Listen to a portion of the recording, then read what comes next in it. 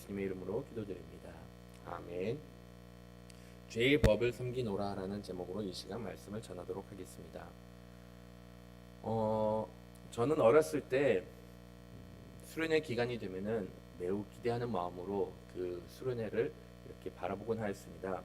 수련회 기간 동안에 단지 이렇게 즐거운 행사만 있었던 것뿐만이 아니라 그때 예배 드릴 때 나름대로 뜨겁게 예배를 드릴 수가 있고, 그다음에 그때 은혜를 받았다는 것을 받을 수가 있다는 것을 알았기 때문에 수련회를 나름 많이 기도했습니다. 그런데 이럴 때 항상 이렇게 수련회 강사분들이 오셔가지고 이런저런 설교를 하고, 그다음에 학생들로부터 결단을 요구할 때가 있습니다. 간혹은 이런 결단을 해라, 간혹은 이렇게 더 이상 대중음악을 듣지 말라, 다양한 것들로부터 우리에게 이렇게 결단을 요구할 때가 있습니다.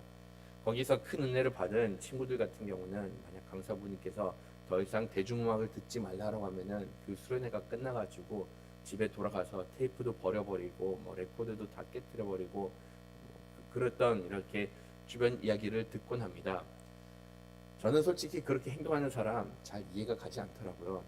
그렇게 테이프를 버려버리든지 레코드를 깨버리면은 아깝지도 않나. 그 다음에 다시금 시간이 지나면은 다시금 듣고 싶을 텐데 그런 거 왜 할까라고 하는데, 아니나 다를까 수련회 때는 이제 결단을 하고 집에 와서 테이프를 다 버렸는데 한 일주일, 길게 가면 한 2주 후에는 내가 이걸 왜 버렸을까라고 후회하는 친구들 정말로 많이 봤습니다. 물론 테이프 듣는 거 굳이 악하다라고 말할 필요는 없는데, 한편으로서는 이렇게 보는 거, 이들이 결단을 하고 결심을 해가지고 그렇게 큰 변화를 추구했는데 시간이 얼마 되지 않다 보니까는 다시금 현실로 돌아오면서 그래도 음악은 들으면서 살아야 되지 않을까라는 생각에 자신의 행동을 이렇게 후회하는 것을 보았습니다. 이런 행동 패턴, 어떤 분들은 그냥 이것은 수련의 신앙이다 그런 식으로 좀 비하하는 경우가 있는데, 이것을 단지 수련의 신앙이라고 이렇게 비하할 것은 아닙니다. 우리가 은혜를 받을 때 정말로 하나님을 위해서 결단된 삶을 살기를 원하고, 이렇게 수련을 통해서 큰 은혜를 받으면 내가 이제 내 삶을 온전히 하나님께 헌신을 해야겠다는 다짐을 자주 합니다. 그런데 시간이 얼마 되지 않다 보면은 다시금 우리가 현실로 돌아오게 되고, 우리의 영이 속히는 육신의 요구를 극복하지 못해서 육신이 요구하는 대로 또다시 죄를 범하고 있다는 것이죠. 하나님께서는 우리를 구원해 주셨고 우리에게 항상 선한 길로 인도해 주시기, 우리가 항상 선한 길로 살아가기를 원하고 계십니다. 하지만 현실적으로 봤을 때 그것이 힘든 것이, 우리가 죄의 습성을 가지고 있기 때문에 온전한 선을 이룬데 부족한 부분이 많다는 것이죠. 하나님께서는 우리에게 허락해 주신 거 정말로 많습니다. 허락해 주신 것 중에서 죄가 아닌 것, 선한 것 정말로 많습니다. 좀 전에 말씀드렸던 이렇게 음악과 같은 것, 이것은 일반 은총이라고 보면서 이 음악으로 인해서 선한 행동을 언제든지 할 수가 있고, 미디어를 통해서도 우리가 언제든지 선을 행할 수가 있습니다. 근데 안타깝게도 죄에 속해 있는 우리이기 때문에, 아직까지 우리가 죄의 습성을 가지고 있기 때문에 그 선한 것조차도 우리가 악한 도구로 사용할 수가 있다는 것이죠. 이것을 어디까지 볼 수가 있는가 하면은, 하나님께서 우리에게 주신 선한 율법조차도 이것을 악한 도구로 쓸 수가 있습니다. 말씀해 보시면은 우리가 율법은 신령한 줄 알거니와라고 이렇게 이야기를 하고 있습니다. 사도 바울도 여기 지금까지 계속해서 율법은 구원에 이를 수가 없다, 율법으로 인해서 오히려 우리가 하나님으로부터 멀어질 수도 있다라고 이렇게 얘기를 하면서 율법에 대해서 전반적으로 좀 좋지 않게 이야기하는 그런 뉘앙스를 품겼는데, 정작 여기서 말씀을 보시면은 우리가 율법은 신령한 줄 알거니와라고 이렇게 이야기를 하면서 이 율법이라는 거 선하고 거룩하고 좋은 것이다라는 것을 이렇게 이야기를 해주고 있습니다. 율법 자체는 문제가 되지 않아요. 아시다시피 하나님께서 우리에게 율법을 주셨을 때는 이것은 온전한 하나님의 율법이었습니다. 하나님께서 행하신 그 모든 것, 하나님께서 우리에게 주신 그 모든 것은 흠이 없고 완전한 것입니다. 율법도 이렇게 완전한 것인데, 문제는 뭐냐? 이것을 준 우리들이 이것을 온전히 실천하지 못한다는 것이 바로 문제가 있다는 것이죠. 사도 바울도 그 부분은 인정을 하고 있습니다. 율법은 신령한 줄을 알거니와 나는 육신에 속하여서 죄 아래 팔렸도다라고 이렇게 이야기를 하고 있습니다. 하나님께서 비록 우리에게 율법을 주시고 신령한 것을 주어가지고 우리가 하나님을 온전히 알아가고 하나님으로부터 온전히 가까워질 수 있는 그런 모든 자료를 제공을 해주고 계시지만은 안타깝게도 내가 부족하기 때문에, 안타깝게도 내가 육신 아래 거하고 있기 때문에 내가 이를 온전히 따르지 못하고 그 율법으로 인해서 거룩함까지 도달할 수가 없다라고 이렇게 이야기를 하고 있습니다. 이것을 사도 바울은 어떻게 표현을 했는가 하면은 15절 말씀 한번 좀 같이 읽어보도록 할게요. 내가 행하는 것을 내가 알지 못하노니 곧 내가 원하는 것은 행하지 아니하고 도리어 미워하는 것을 행함이라. 사도 바울이 이렇게 고백하는 것, 내가 행하는 것은 내가 알지 못하노니라고 이렇게 이야기를 하고 있습니다. 지금 내가 어떤 일을 하고 있는지, 아니면 내가 무엇을 하고 있는지 이거 모르고 있다라고 이렇게 이야기한 것은 아닙니다. 내가 비록 올바른 것이 무엇인지를 알고 있지만은, 내가 이렇게 행해야 된다는 것을 알고 있지만은, 지금 어떻게 보면은 내 의지와 상관없이 내가 알지 못하는, 이렇게 깨닫지 못하는 그러한 행동을 지금 자기가 하고 있다라고 이렇게 이야기를 하고 있습니다. 이거 행해서는 안 된다, 이것은 바람직하지 않다. 그럼에도 불구하고 자기가 이렇게 왠지는 모르지만은 이런 행동을 하고 있다라고 이렇게 이야기를 하고 있습니다. 사도 바울이 과연 선한 것과 악한 것 몰랐을까요? 하나님의 일꾼으로서 정말로 하나님께서 기뻐하시는 일이 무엇인가를 알고 자신의 행동을 봤을 때 이런 행동은 내가 더 이상 하면은 안 되는데도 불구하고 그런 행동을 여전히 하고 있는 자신을 보면서 내가 왜 이런 행동을 하고 있는가라고 이렇게 표현을 하고 있는 것입니다. 우리가 행동하는 패턴은 몇 가지 이유가 있습니다. 정말로 내가 의지적으로 이렇게 행하는 패턴이 있는가, 행동하는 것이 있는가 하면은 때로는 내가 알지 못하게 그냥 자연스럽게 행동하는 것이 있습니다. 하도 이것이 습관이 되다 보니, 하도 이것을 반복적으로 행하다 보니까는 언젠가는 내가 이것을 의식도 없이 그냥 행하는 경우가 있다는 것이죠. 우리가 만약 숫자 3을 이렇게 손가락으로 보여주라라고 하면 우리는 3을 이렇게 표현을 할 겁니다. 이것은 우리들에게 이렇게 3을 표현하라고 하면 지극히 당연한 것이죠. 하지만 만약 독일 사람들에게 3이라는 숫자를 손가락으로 표현을 하라고 하면 이 사람들은 이렇게 표현을 합니다. 솔직히 이해가 가지가 않아요. 그런데 우리는 1, 2, 3 이게 당연하게 이렇게 펴는데 이 사람들은 그냥 엄지손가락부터 시작해가지고 하나씩 펴나가다 보니까는 3을 이렇게 피고 있는 것을 볼 수가 있습니다. 좀 자연스럽지 않다라고 생각을 하는데 독일 사람들은 항상 이렇게 손가락을 펴왔다 보니까는 자연스럽지 않는데도 불구하고 이런 행동을 계속해서 한다는 것이죠. 살아갈 때도 이와 마찬가지입니다. 사도 바울이 죄를 몰라서 그렇게 행한 것은 아닙니다. 근데 그가 행해왔던 것, 지금까지 우리가 육신에 속해 와 있고 그 다음에 이 육신이 거듭해서 그 죄를 반복해 왔기 때문에 비록 나는 이것을 하기를 원치 않지만은 그럼에도 불구하고 그 죄를 여전히 범하고 있었던 것이었죠. 죄에 대해서는 그냥 다 이야기할 수가 있습니다. 좀 이것을 달리 표현을 한다라고 하면은 중독도 이와 마찬가지입니다. 여러분들이 이런 표현 자주 들었을 거라 생각을 합니다. 애주가들이 내가 술을 마시는 건지 술이 나를 마시는 건지 알 수가 없다라고 이렇게 표현하는 거 여러분들도 들으셨을 거라 생각합니다. 처음에 술을 마시게 됐던 배경, 그냥 술을 마셨을 때 그 알딸딸한 그 기분이 좋아가지고 아니면 그것에 흥이 돋기 때문에 그 즐거움으로 인해서 술을 조금씩 마셨던 사람들이 있습니다. 하지만 그 좋은 것을 계속해서 추구하다 보니까는 어느 순간 내가 이 술이라는 것을 마시기 싫은데도 불구하고 더 이상 나의 의지와는 상관없이 내 육신이 그것을 원하기 때문에, 내 육신이 그것을 땡기고 있기 때문에 어느 순간 내가 알지도 못하는 새 이미 술이 내 몸속으로 들어가는 것을 이렇게 경험을 한다는 것이죠. 굳이 술에만 이것을 제한을 둘 필요가 없습니다. 선한 것이라고 하더라도 이러한 행동의 패턴을 따라가다 보면은 내가 더 이상 절제하지 못하는 그런 순간까지 가게 된다는 것이죠. 다른 것으로 어떤 것을 들을 수가 있을까요? 요즘 젊은이들이 어려워하는 것, 게임에 대한 중독, 이것도 이와 마찬가지입니다. 게임이라는 것을 무조건 무익하다라고 볼 수는 없습니다. 게임이라는 것을 하다 보면은 내가 하루에 받은 스트레스를 게임으로 풀어볼 수도 있다는 것이죠. 하지만 이 스트레스를 푸는 시점이 어디까지 효력이 있는가 하면은 한 1시간에서 2시간 사이까지는 내가 생활에서 받은 스트레스를 게임을 통해서 충분히 풀 수가 있습니다. 하지만 2시간이 넘어가기 이렇게 시작하면은 게임이라는 것도 어느 순간 노동이 되어버립니다.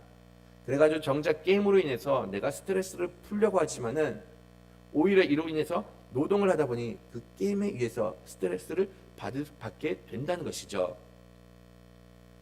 끊으면 되는데 왜 끊지 못하느냐? 자기 뇌는 이것이 나에게 즐거움을 준다라고 이렇게 착각을 하고 있기 때문에 이러한 일들을 끊어내지 못한 겁니다. 그것뿐만이 아니라 운동도 마찬가지입니다. 저도 운동을 너무나도 좋아하고 운동을 만약 저에게 시간이 주어진다고 하면 하루에 4-5시간까지 할 수가 있습니다. 예전에 제가 배드민턴을 쳤을 때 그냥 3시간은 거의 기본이었습니다. 근데 이렇게 3시간, 4시간 배드민턴을 치다 보니까는 어떤 부작용이 일어나기 시작하는가 하면은 내 몸이 망가진 것을 느끼게 되었던 것이었죠. 무릎도 아프고 어깨도 아프고 팔꿈치도 아픈데도 불구하고 내가 이 배드민턴이라는 운동을 너무나도 좋아하다 보니까는 끝내는 몸이 망가지는데도 불구하고 절제하지도 않고 계속해서 운동을 하였던 것이었죠. 오늘날에는 이것을 좀 많이 줄여가지고 시간도 허락하지 않아가지고 못하는 그런 것들도 있지만은 이제는 어떻게 해서든지 내가 운동을 한다고 하더라도 이것이 건강을 위해서 한다라고 하면은 절제할 줄도 알고 그다음에 내 육신이 요구하는 대로 행하지 않는 것을 이렇게 계속 몸에다 익히려고 노력을 하고 있다는 것이죠. 사도 바울도 죄라는 것, 우리가 선한 것이 무엇인가를 분명히 아는데도 불구하고 이렇게 선한 것을 행하지 못한 것은 결과적으로는 우리가 육신 안에 거하고 있기 때문에 결과적으로는 우리가 우리의 뜻대로 행하지 않고 우리의 육신이 지금까지 행해왔던 대로 행하고 있기 때문에 여전히 이러한 잘못을 범하고 있다라고 이렇게 이야기를 하고 있습니다. 사람들은 항상 선한 것이 무엇인지는 알고는 있습니다. 죄에 대해서도 너무나도 빠삭하게 알고 있다는 것이죠. 말씀을 보시면은 내가 이렇게 하나님의 뜻대로 행하지 않았을 때 이 율법을 통해서 율법이 선하다는 것을 다시금 깨달을 수가 있다라고 이렇게 가르쳐주고 있어요. 성경은 이거 하지 말라 저거 하지 말라라고 해가지고 진정 하나님의 자녀가 거룩을 추구하기 위해서 이루어야 될 것이 무엇인가를 거듭 가르쳐주고 내가 그것을 행하지 못할 때마다 내가 얼만큼 연약한 사람인가를 거듭 깨우쳐주고 있다는 것이죠. 성경이 이렇게 말씀이 우리에게 이렇게 선한 것이 무엇인가를 계속 깨우쳐주게 하고 그런 다음에 이를 통해서 내가 그를 행하지 못했을 때 사람들이 거기서 많은 갈등을 느끼곤 합니다. 여기 계시는 분들도 내가 하나님을 믿으면은 이렇게 믿어야 되지 나름대로 하나의 이상을 그릴 수가 있다는 것이죠. 여기 계신 분들은 아마도 이런 어려움은 없을 거라 저는 생각을 합니다. 근데 많은 기독교인들 새벽기도 나와야 된다는 거 아는데도 불구하고 나오지 못하는 경우가 너무나도 많습니다. 거기에 대해서 마음에 무게를 느끼고 내가 나가야 되는데 못 나가는 것에 대해서 이렇게 자기 자신을 이렇게 억누르는 경우를 간혹 보곤 합니다. 하지만 여기서 나와 있는 것처럼 이것은 우리의 원하는 것과 우리 행하는 것 여기는 거리가 있을 수밖에 없다라고 이렇게 이야기를 하고 있다는 것이죠. 우리가 육신에 속해 있기 때문에 그 다음에 우리가 여기에 대해서 아무리 행하고 싶지만은 죄의 습성이 남아있기 때문에 우리가 이것을 온전히 따르지 못하는 것이 이것이 현실인 겁니다. 이렇게 내가 온전히 하나님을 믿지 못하다 보니까는 사람들이 여기에 대해서 두 가지 반응을 일으킵니다. 끝까지 하나님의 말씀을 따르려고 하는 사람들이 있는가 하면은 차라리 그냥 이것을 인정해버리고 그냥 이 연약한 부분을 외면하기 시작합니다. 어차피 나는 그런 사람이야. 어차피 나는 육신에 속해 있고 어차피 이렇게 죄를 범하는 거 내가 아니라 내 육신이기 때문에 내 육신은 내가 더 이상 컨트롤할 수가 없어서 그냥 내버려 두자. 이거 다른 사람들이 다 같이 하는 건데 내가 그냥 세상 사람들과 똑같아지자라고 하면서 어느 순간 타협점을 찾는 사람들도 있습니다. 이에 대해서 우리가 어떻게 받아들이는 것이 좋을까요? 분명한 것은 내가 이루지 못하는 것으로 인해서 내 자신을 계속 누른다는 거, 죄책감 갖는 거, 이거 그렇게 건강하지 않습니다. 하지만 반대로 내가 더 이상 이것을 따르지 못하기 때문에, 내가 하나님의 말씀을 온전히 실천하지 못하기 때문에 어느 정도 타협하면서 어느 정도 죄를 지으면서 살아가야겠다라고 이렇게 고백하는 것도, 그것 또한 바람직하지 못하다는 것이죠. 그러면 여기서 이도 저도 아니면 우리가 어떻게 해야 될까요? 우리가 죄를 범할 때마다 그냥 매 순간 회개하는 것밖에 없습니다. 하나님, 내가 이거 잘못했으니 아버지 이거 용서해 주십시오. 하나님께서 말씀 가운데서 이것이 옳지 않다라고 말씀해 주셨으면, 하나님, 내가 또다시 이 죄를 범하여 가지고 내가 넘어졌습니다. 다시금 나를 좀 일으켜 세워달라고 하나님께 간구를 한 겁니다. 간구를 계속하고 계속 넘어지다 보면은 이것이 무슨 의미가 있냐라고 이렇게 생각을 할 수가 있지만은, 이것을 그냥 받아들이는 것과 그럼에도 불구하고 내가 이것과 씨름한 것은 하늘과 땅 차이입니다.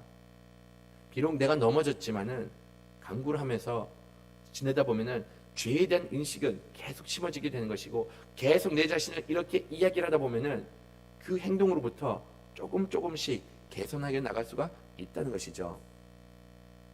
예전에 제가 학생부를 이렇게 맡았을 때 그 찬양 인도했던 한 학생이 좀 되게 특이한 학생이었습니다.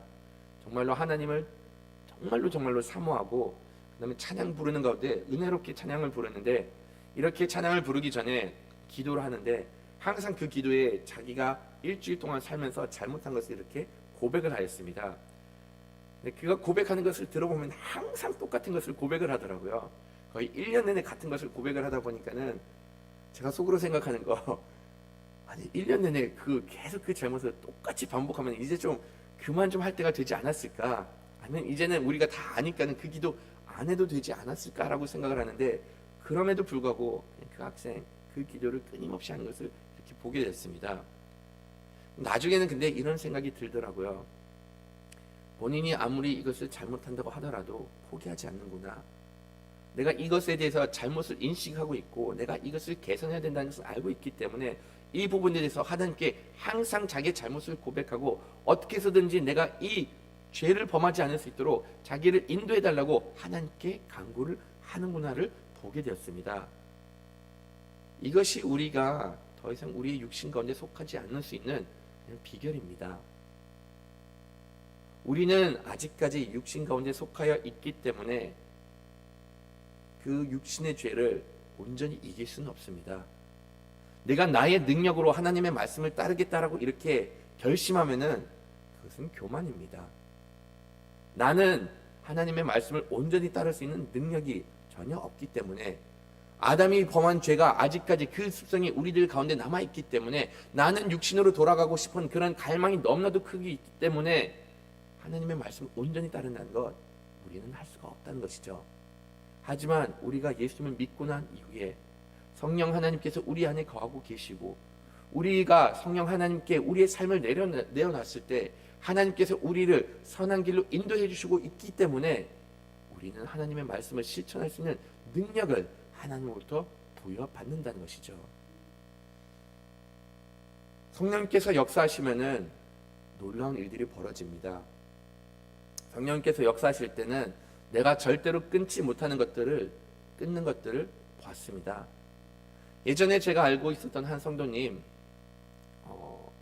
결혼 생활에서 많은 어려움을 겪었는데 어느 날 갑자기 정말로 해맑은 모습으로 저에게 이렇게 오시면서 같이 식사를 하게 되었습니다. 그래서 어떤 변화가 있었느냐라고 이렇게 물어보니까는 자기 남편이 하루아침에 그냥 변했다는 겁니다.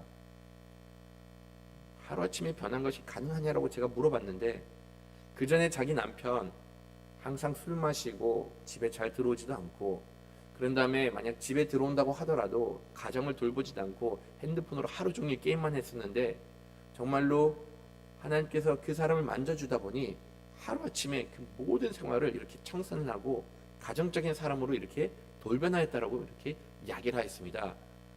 그래서 저는 이제 그 전의 모습을 잘 몰랐기 때문에 그 현재 상태인 남편을 바라보면서 원래 자상한 사람은 아니었습니까? 라고 이렇게 물어보니까는 원래는 그런 사람이 절대로 아니었다라고 이렇게 얘기를 하고, 하나님을 만나고 나서 이렇게 급격히 변화되었다라고 이야기를 했던 겁니다.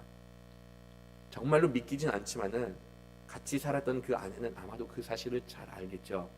본인도 이렇게 아침에 깨어나가지고 자기 남편을 봤을 때 이 사람이 누구인가를 의심할 정도로 사람이 그렇게 180도 변화되어 있었던 것이었죠. 성령님께서 강력하게 역사를 하시면은 이렇게 사람이 변할 수가 있습니다. 물론 이런 변화 누구나 다 겪는 것은 아니에요. 대부분의 경우는 성령님께서 서서히 역사하시면서 그 사람을 하루하루씩 변화시키고 있는 것을 오히려 볼 수가 있습니다.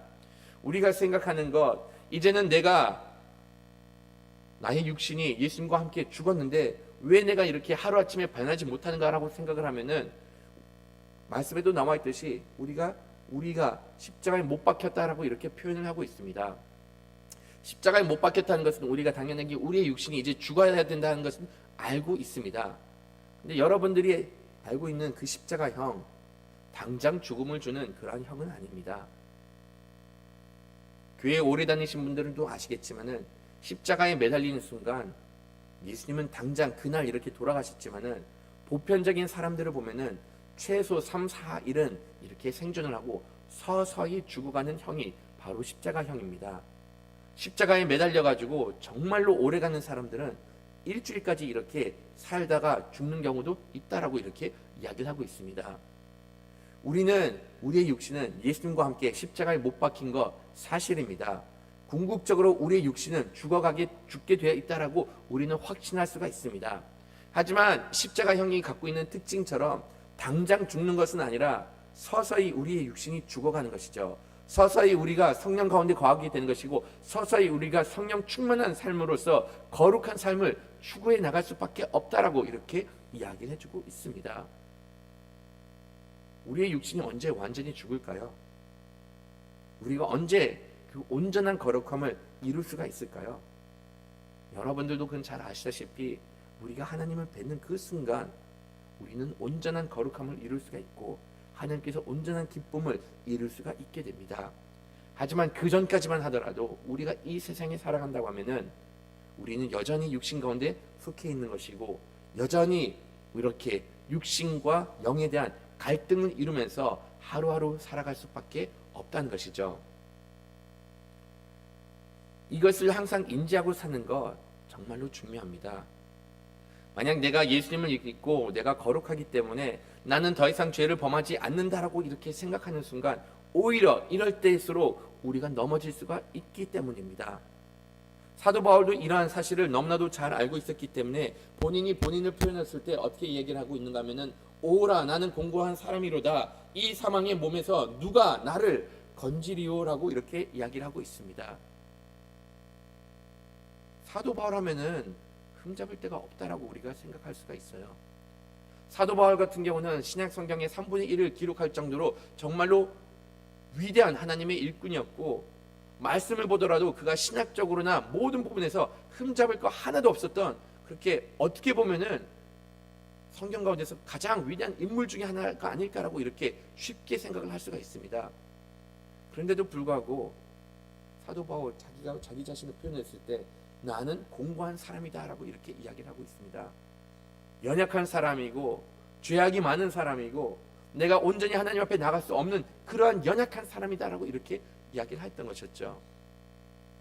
사도 바울이 자기 자신을 보았을 때조차도 온전하지 못하다라고 이렇게 이야기를 한 겁니다. 그리고 말씀을 살펴보다 보면은 그가 온전하지 못하다는 것은 발견할 수가 있어요. 말씀 가운데서도 그가 신앙이 흔들리는 그런 상황이 있었고 그것뿐만이 아니라 그가 비록 하나님을 위해서 열심을 갖고 있었고 일하는 부분에 있어서 정말로 능력을 갖고 있었지만은 어떻게 보면 근데 그는 역시 또한 불같은 성격도 지닌 그러한 사람이었습니다. 전도 여행을 갔을 때 그때 마가가 힘들어가지고 그 전도 여행을 포기하고 돌아오다 보니까는 그 이후로 사도 바울 마가를 이렇게 더 이상 전도 여행에 데려가지 않으려고 하였고 심지어는 정말로 선한 사람이었던 바나바와도 이렇게 마찰을 빚으면서 끝내는 다르게 선교 여행을 떠난 것을 볼 수가 있었습니다. 불같은 성격이 있었기 때문에 욱하는 그러한 성향이 있었기 때문에 사람을 품어주기보다는 효율이 떨어진 사람을 이렇게 배척했던 그런 연약한 부분도 있었던 것이었죠. 그것뿐만이 아니라 본인의 육신에도 결합이 있었기 때문에 자기가 자기 자신을 봤을 때 자기는 공고한 사람이다라고 이렇게 표현을 하였습니다. 사역 초반에는 그런 연약함을 드러냈지만은 시간이 지나면 지날수록 그가 예수님의 성품을 닮아가고 끝내는 나중에 마가를 품으면서까지 좀 데려와 나에게 유익한 일꾼이다라고 이렇게 표현한 것을 볼 수가 있었는데, 그 역시 마찬가지로 사역을 처음에 시작했을 때 혈기왕성했을 때는 그의 자아를 이기지 못해서 실수를 범한 것을 이렇게 볼 수가 있었던 것이었죠. 그가 자기의 연약함을 인정했을 때, 그리스도를 끝까지 붙들고 나갔을 때 삶의 변화가 일어나기 시작하였고, 그가 마지막에 주님 앞에 자기의 삶을 내려놨을 때 어떻게 보면 예수님의 형상을 가장 닮은 사람이 아니었을까라는 그런 삶을 살았을 정도로 거룩한 모습을 보였지만은, 하지만 그 전에 그가 고백한 건 공고한 사람이다라고 이렇게 고백을 했습니다. 하나님께서는 우리의 연약함 다 알고 계십니다. 우리가 넘어지는 그러한 모든 사항들 다 알고 계신다는 것이죠. 이러한 사항들을 알면은 우리가 여기에 대해서 외면하는 것이 아니라, 내가 하나님 이러한 부분으로서 넘어질 때가 있으니 하나님 나의 삶을 좀 인도해 주시고 내 이 연약한 부분을 좀 어루만져 주십시오 라고 간구해야 됩니다. 하나님께 간구하고 이것을 포기하지 않고 끊임없이 하나님께 내어놨을 때, 비록 당장은 아니지만은 하나님께서 서서히 우리를 그리스도의 형상대로 빚어가고 계심을 믿으시길 바라겠습니다. 당장은 아니지만 10년 후에 내 모습을 봤을 때, 10년 전에 내 모습을 봤을 때, 아, 내가 지금 여기까지 왔구나라는 것을 깨달을 수가 있게 됩니다. 근데 거기서 머물지 말고 여전히 내가 부족하니 하나님 나를 빚어주시고 조금 더 예수님을 닮아갈 수 있도록 인도해달라고 간구하는 여러분들이 되기를 간절히 바라겠습니다. 잠시 말씀을 생각하면서 같이 기도하도록 하겠습니다. 하나님, 내가